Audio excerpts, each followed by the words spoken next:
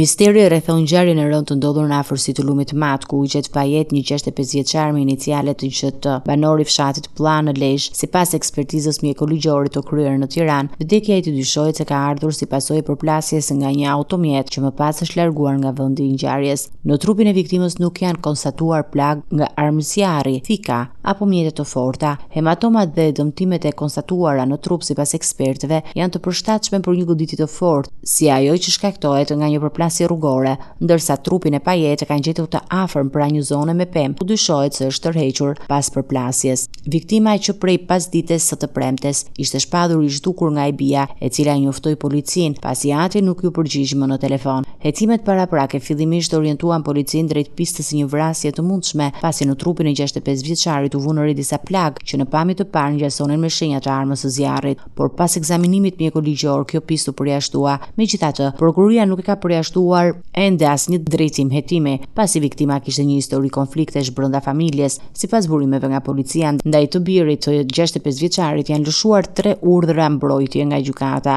respektivisht në vitet 2020, 2022 dhe 2023 për dhunë familje. Ndërkohë, grupi hetimor po punon për siguruar pamje nga kamerat e sigurisë në rrugët pranë zonës ku ndodhi ngjarja, me qëllim identifikimin e automjetit që dyshohet se përplasi viktimën dhe u largua. Policia e Lezhës po hetoi ngjarjen si aksident me pasojë vdekjen apo vrasje të mundshme maskuar si aksident, në pritje të konkluzioneve të plota të ekspertizës.